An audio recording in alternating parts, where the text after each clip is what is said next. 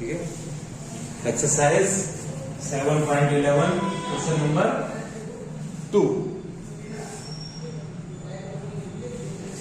Exercise 7.11 question number 2 based on property P3 and P4. A to B fx dx is equal to A to B f a plus b minus x dx. P4 0 to A fx dx is equal to 0 to A f a minus x dx. Okay, concept को समझना है। Method क्या होगा ये आपको देखते हैं। Question number 2, limit 0 to pi by 2 root sine x upon root sine x plus cos x root cos x dx। पहले क्वेश्चन समझ लेते हैं, ठीक है, उसके बाद ओके। क्वेश्चन नंबर 2, जो भी क्वेश्चन दिया हुआ है सबसे पहले उसको अपन इक्वेशन नंबर 1 मार्क कर और आई से उसको रिप्रेजेंट कर यूजिंग द प्रॉपर्टी P3 और P4 जो भी आप यूज में लेना चाहें। I equal to limit 0 to pi by 2।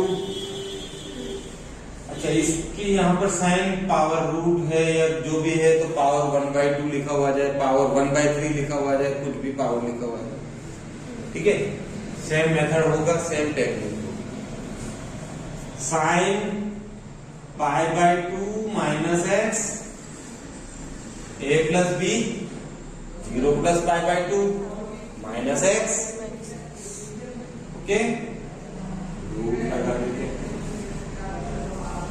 Upon root sine pi by 2 minus x plus root cos pi by 2 minus x dx. Okay, then simplify your question 0 to pi by 2. Sin 90 minus theta is cos theta and cos 90 minus theta is sin theta. Simple, ठीक है। Root of cos x upon root of cos x plus root of sin x dx। जैसे ही simplify हो जाता है अब आप इसको equation number 2 लगा दीजिए, ठीक है। Equation number 1 and equation number 2 को देखो किस तरीके से इसको सिंप्लीफाई किया जा सकता है, ये आपको सोचना है। यहाँ से बहुत ही सिंपल कंसेप्ट है। जैसा कि मैं जानता हूँ रूट के डिवाइड डिनोमिनेटर में कॉस और साइन आया, root cos x root sine x root cos x, same value आएगी, एलसीएम आ जाएगा, दोनों को प्लस कर देते हैं, ऊपर भी रूट साइन एक्स और रूट कॉस एक्स ऐड हो जाएंगे, अपना क्वेश्चन हो गया। Equation number 1 plus equation number 2। Maximum question में तो यही करना है, लेकिन वो भी आपके ऊपर डिपेंड करता है, सिंप्लीफाई होना चाहिए। 1 और 2 that means 2i is equal to i plus 2i, okay. यहाँ पर क्या बचेगा, लिमिट 0 to pi by 2 रहेगा। इन दोनों को जब ऐड करेंगे, दोनों को जब प्लस करेंगे तो दोनों का एलसीएम सेम आएगा, क्या, root sine x plus root cos x लिख दिया जाए। यहां पर क्या बचेगा, रूट साइन एक्स, दोनों क्वेश्चन को ऐड कर रहा हूं, लिमिट दोनों की सेम लगा दी है, प्लस यहां पर क्या बचेगा, रूट कॉस एक्स, ये आपका हो गया dx, दोनों के दोनों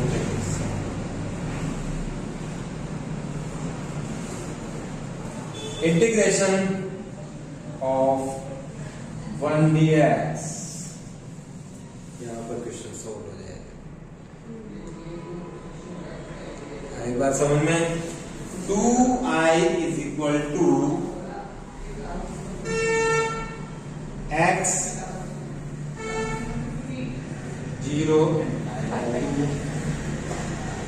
पाई by 2 minus 0 i equal to pi by 4।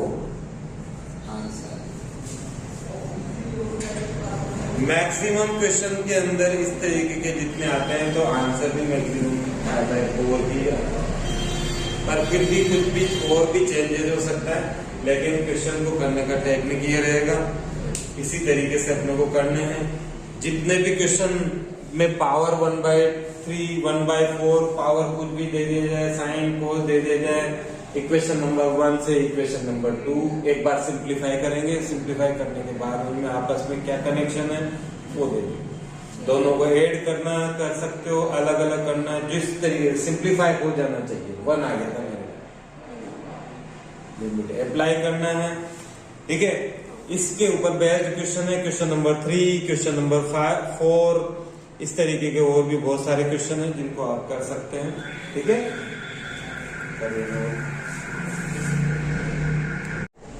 Question number 5 7.11 exercise. Question number 5, limit I equal to limit -5 to +5 -5 to +5 mod of x plus 2 dx based on graph of mod of x। okay, question number 5, question number 6 and question number 18 तीनों same pattern के question है, ध्यान से समझना है ना। सबसे पहले बात करते हैं कि मॉड ऑफ x प्लस 2 का ग्राफ किस तरीके से बनता है, ठीक है। ये अपना ग्राफ है। ग्राफ बनाने से अपने को बहुत सारे कंसेप्ट क्लियर होते हैं ना, जो भी क्वेश्चन है उसको अपने को ग्राफ के अकॉर्डिंग समझना। fx is equal to mod of x plus 2, ठीक है। सबसे पहले बात करते हैं y equal to fx is equal to mod of x plus 2। Okay, x equal to 0, x equal to 0 अगर अपन रखते हैं, वैल्यू लेते जा रहा हूं मैं यहां से ना, कुछ वैल्यू 0 1 2 -1 -2 1 2 3 -1 -2 -3, ठीक है। ये -3 हो गया ग्राफ तैयार। सबसे पहले x एक्सिस की वैल्यू अपन अपनी मर्जी से रखेंगे, y की वैल्यू अपने आप आती जाएगी, तो अपना ग्राफ कंप्लीटली बन जाएगा। सबसे पहले रखा मैंने x equal to 0, x equal to 0, then y equal to 2। x की जगह 0 रखते हैं, यहां पर सोल्व होकर y की वैल्यू 2 आ गई, ये आ गया आपका first point. x equal to 1, x equal to 1 तो y इक्वल टू आ गया, ये रहा पॉइंट। यानी इस तरीके से ग्राफ आ रहा है, इधर की तरफ चलना पड़ेगा, इसका मतलब है ना। x एक्सिस को कहां पर कट करेगा ये, जब ये कंप्लीट y की वैल्यू 0 हो जाए। y की वैल्यू 0 कब होगी, जब x इक्वल टू -2 रखेंगे। क्या रखेंगे, -2, तो -1 रखा मान लो आप, तो -1 रखा तो क्या आ जाएगा 1 आ जाएगा, ये रहा। -2 रखा तो आगे ग्राफ की सीधी लाइन समझ। अब इसके बाद ये ग्राफ किस तरीके से मूव करेगा ये अपने को देखते हैं। -3 रख के देख ले, -3 रखा तो ये हो गया -3 + 2 -1, मॉड की वजह से +1, तो -3 पे ये ग्राफ वापस -4 पे माइनस प्लस ये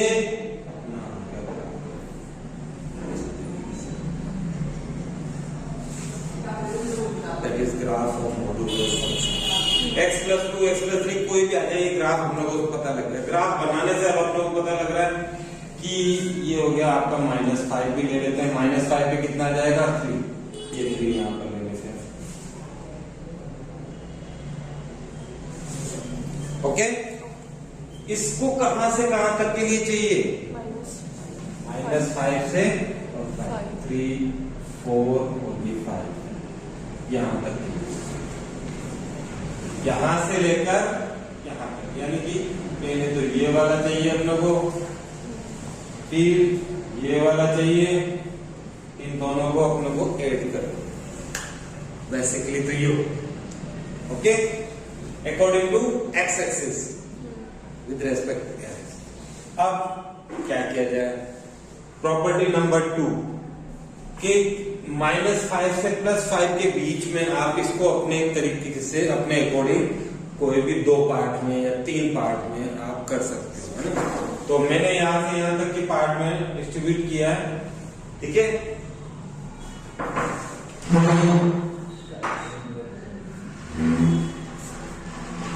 -5 से +5 के बीच में मुझे यहां पे दिख गया पॉइंट ऑफ इंटरसेक्शन। -5 से 2 तक करना चाहता हूं और फिर -2 से लेकर 5 तक करना। तो इसको आप यहां से पता लगेगा कि कितने पार्ट में डिवाइड करना है और 2 पार्ट में करना है कि 3 में करना है कि नहीं करना है, ग्राफ बना के पता लगेगा, ठीक है। लेकिन फिर भी शॉर्ट में भी आप देख सकते हैं ये 0 कब होता है, -2 पे।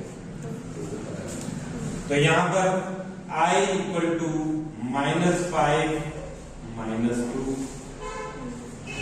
प्लस -2 ओके, वो सिंपल कंसेप्ट हो गया, ध्यान से समझिए। अब यहां से यहां तक के लिए आपको क्या करना है? x plus 2 dx, x plus 2 dx। Okay, mod sign भी हटा रहा हूं क्योंकि जब तक मोड हटेगा नहीं तब तक इंटीग्रेशन डिफरेंशिएशन हो नहीं सकता। दोनों को सिंपल ब्रैकेट लगा दिया। अब अपने को ये देखना है कि किसके आगे पॉजिटिव साइन होगा, किसके आगे नेगेटिव साइन होगा, क्योंकि मोड की प्रॉपर्टी होती है नेगेटिव वैल्यूज को पॉजिटिव में कन्वर्ट करना। अब यहां से अपन देखें कि मोड की वैल्यू, fx की वैल्यू नेगेटिव कहां पर आ रही थी, कहां पर पॉजिटिव आ रही थी। देखो 1 -1 रखा, -1 रखा तो 1 बच रहा था, यानी इस वाले पार्ट में तो सबकी वैल्यू पॉजिटिव आ रही थी। तो इसके अंदर तो कुछ चेंजेस होगा नहीं, तो प्लस साइन भी लगा के रख ले। बदल प्लस का मतलब ऑलरेडी आप करेक्ट है।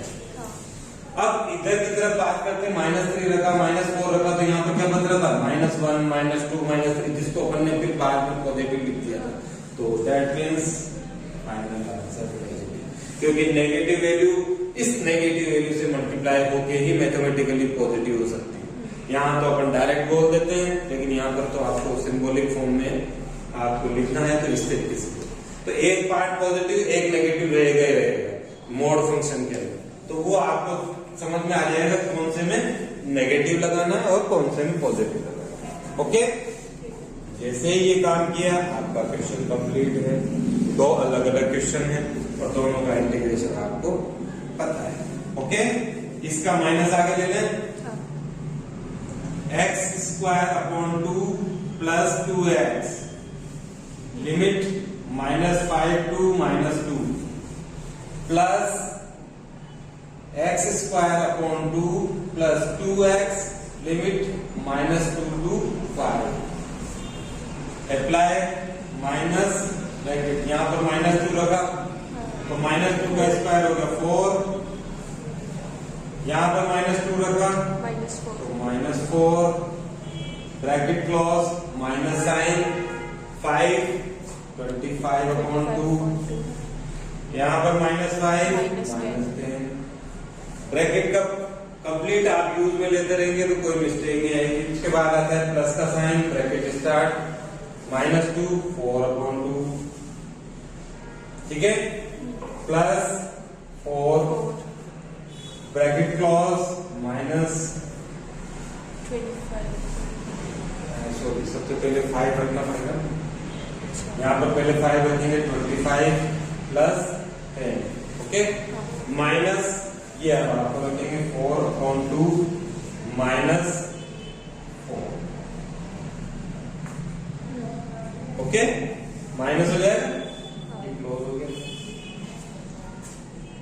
-2 पहले रखा, फिर उसके बाद 5, -5 माइनस की वजह से नेगेटिव। यहाँ पर -5 पहले रखेंगे और -2 को बाद में रखेंगे, है ना, तो यहाँ पर नेगेटिव आ गया। अब आप इसको सिंप्लीफाई कर देते हैं, ये हो गया माइनस का 2 लिख दो इसको तो सीधा, और माइनस माइनस प्लस 4, ये हो गया माइनस माइनस प्लस 25/2 माइनस 10, ये इसका नेगेटिव हो गया। इसके तो हो गए 25/2 plus 10 minus 4/2 2 minus minus plus 4। Simplify 10 से गया, बाकी को अपन सोल्व कर देते हैं। -2 और 4 गया, ठीक है। 25/2 25 हो गया, प्लस 4